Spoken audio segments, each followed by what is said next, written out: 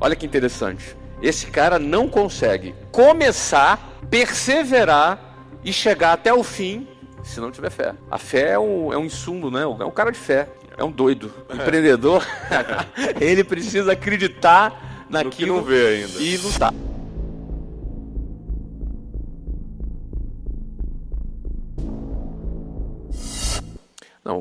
Não se empreende sem fé. Não se empreende sem fé. No fundo, empreender é um ato de fé.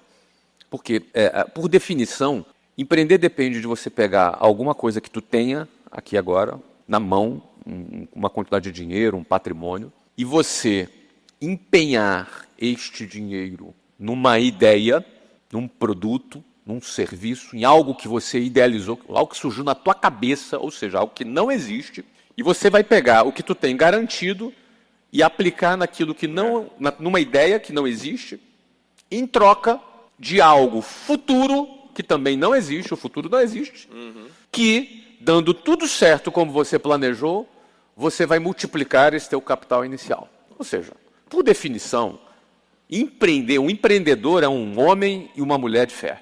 Ele acredita naquilo que não vê, naquilo que não existe, porém, na cabeça dele ele já está vendo. Na cabeça dele ele já está enxergando.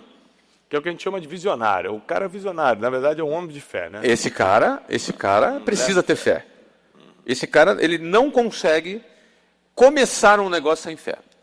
No entanto, é o seguinte, ele só chega a distância entre o que ele sonhou e a realização que ele deseja, entre esses dois pontos tem um tempo. Neste tempo, muita coisa pode acontecer. O que, portanto, ele deve manter viva durante esse período a sua fé até chegar nesse outro ponto. Logo, se ele perde a fé dele no meio do caminho, ele desiste. Logo, se alguma coisa dá errado, diferentemente daquilo que ele planejou, ele vai ter que ter mais fé ainda, ele vai ter que dobrar a aposta. Ele vai ter que ter mais fé ainda para criar um novo caminho, que ele continue tendo fé, para ele perseverar naquele caminho até atingir aquele objetivo. E aí muitos perdem a fé. Muitos perdem a fé. Né? Muitos desistem. Ficam à beira do caminho. Outros não conseguem atingir ali o resultado esperado e se conformam e mudam de plano. Outros não têm raiz em si próprio, você já captou, e aí a perseguição por conta do crescimento dele faz ele morrer, a fé dele morre no meio do caminho. E alguns perseveram até o fim, encontram a terra fértil e vai ter muito fruto naquilo que ele desejou. Olha que interessante. Esse cara não consegue começar, perseverar e chegar até o fim se não tiver fé. A fé é um insumo, né? É um cara de fé. É um doido. O empreendedor, ele precisa acreditar naquilo que não vê ainda e lutar. Agora, o que ajuda nesse caminho aí? Ajuda ele a aprender também técnicas, né? Ele aprender a vender, ele aprender a trabalhar o marketing, aprender a liderar pessoas, aprender a gerir conflitos, não é? Ele aprender a fazer a leitura do mercado, modificar o produto dele, criar novas soluções para os clientes dele. Ou seja, aí você tem aqui uma capacitação técnica no meio que vai ajudar, inclusive, a capacitação técnica alimenta a fé do cara também.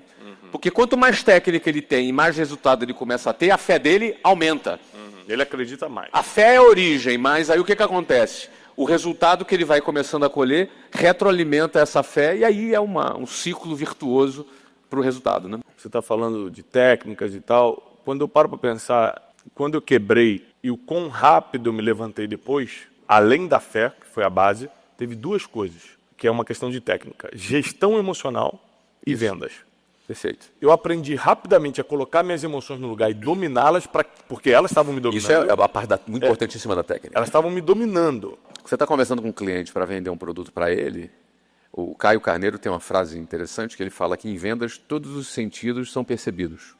Ou seja, se eu estou num processo de vendas com um cliente, os meus sentidos são percebidos pelo cliente, de forma inconsciente, inclusive. Ou seja, se eu estou ansioso, a minha ansiedade é percebida.